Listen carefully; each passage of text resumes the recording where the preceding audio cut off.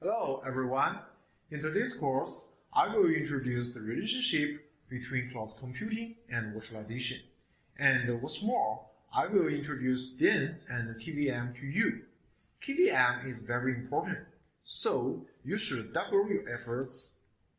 Let's take a look at the comparison between virtualization and cloud computing. Let's first look at virtualization.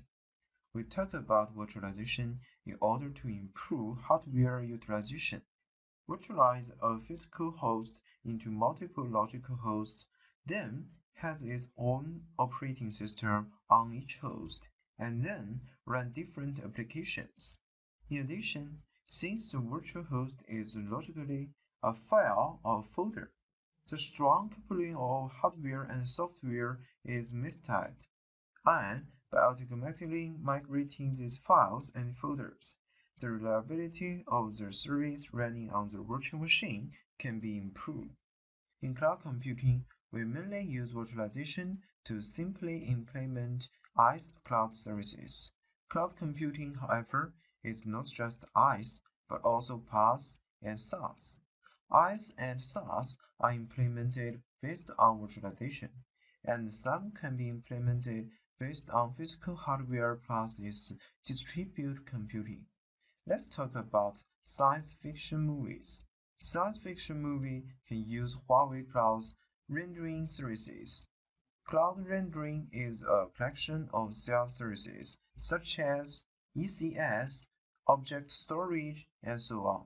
Among them, ECS is realized by virtualization. But for large-scale science movie, the performance of ECS is unsatisfactory.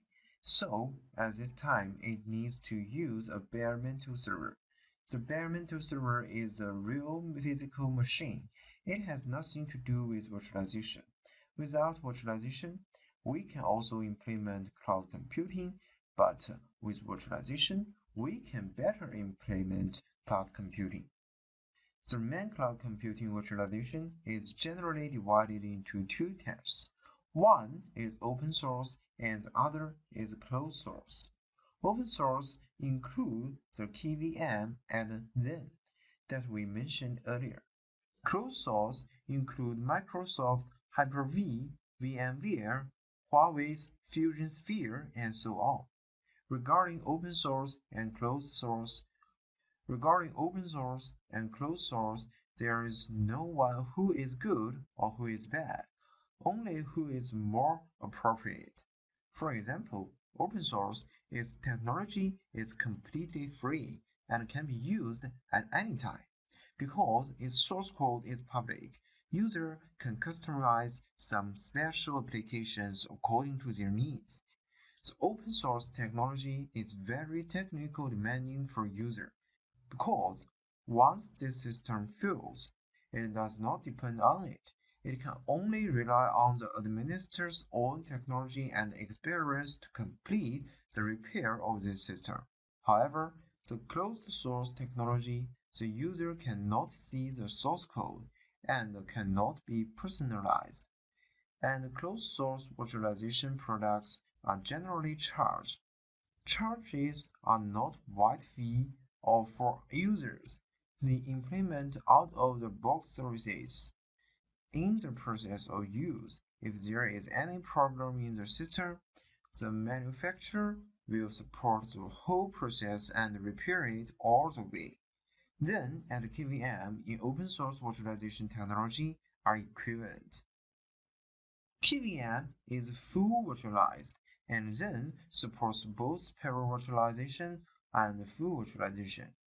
KVM is a module in the Linux kernel that is used to implement CPU and memory virtualization. It is a process of Linux and other I/O devices, such as network cards, disks, and so on. These need that QEMU to achieve.